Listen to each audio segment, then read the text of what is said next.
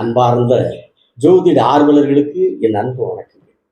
நான் ஜோதிடர் எஸ்பி நாகராஜ். இன்னைக்கு நாம் என்ன பார்க்கலாங்கன்னீங்கன்னா, ரிஷப லக்னத்தை பத்தி புலிப்பானையில் எழுதியிருக்கிற ஒரு 4 வரி பாட்டு, அந்த பாட்டுக்கான விளக்கம் என்ன அப்படிங்கிறத பார்க்கலாம். சரிங்களா?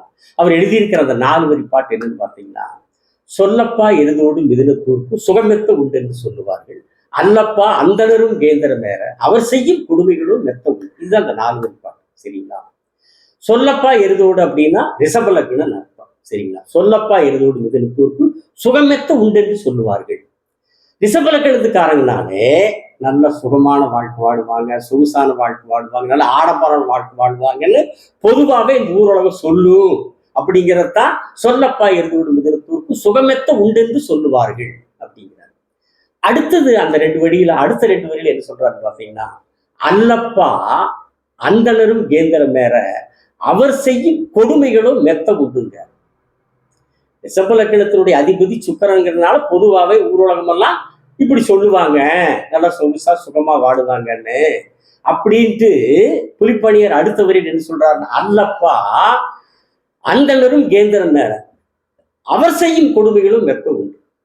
அதாவது குரு கேந்திரத்தில் இருந்துட்டார்னா ரிஷப லக்னம், சரிங்களா, அந்தணரும் கேந்திரம் வேற, குரு கேந்திரத்தில் ஏறிட்டார்னா அவர் செய்யும் கொடுமைகளும் மெத்த உண்டு அப்படிங்கிறார்.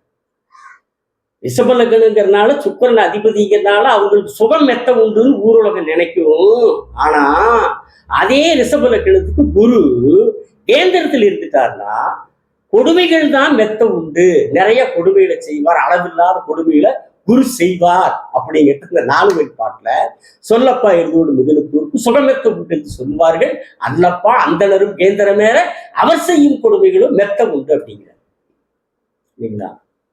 அப்போ அந்த ரிஷப லக்னத்துக்கு குரு பகவான் கேந்திரங்கிற அந்த 4ஆம் பாவத்திலேயோ அல்லது 7ஆம் பாவத்திலேயோ அல்லது 10ஆம் பாவத்தில், லக்னத்துக்கு 4, 7, 10லயோ, இந்த 3 பாவத்துல 4, 7, 10ங்கிற இந்த கேந்திரத்துல குரு இருந்தால் அந்த ரிஷப லக்னத்துக்காரர்களுக்கு கடுமையான கெடுபடங்களை கொடுபடலை செய்வார் அப்படிங்கிறது தான் புலிப்பணியார் சொல்லியிருக்கிற அந்த ஜோதிடத்தினுடைய பலன். சரிங்களா? இந்த இடத்துல ஒன்று பாருங்க, குரு பகவான் முழுக்க சுபகரகம் இல்லைங்களா, 100% சுபகரகம். சனி பகவான் முழுக்க அசுபகரகம், பாவகரகம் இல்லைங்களா. இதுல ரிஷப லக்னத்துக்கு குரு கடுமையான கெடுபடனை கொடுபடனை செய்வார்.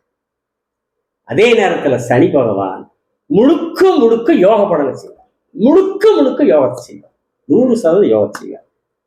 இந்த இடத்துல ஜோதிடத்தை பத்தி தெரிஞ்சவங்க ஒரு கேள்வி கேட்கலாம், அது எப்படி சனி பகவான் ரிஷபத்துக்கு யோகாதிபதி மட்டும் இல்லையே பாதகாதிபதியும் தானே, பாதக பலன் செய்வார்ல அப்படின்னு ஒரு கேள்வி வரலாம் இல்லைங்களா.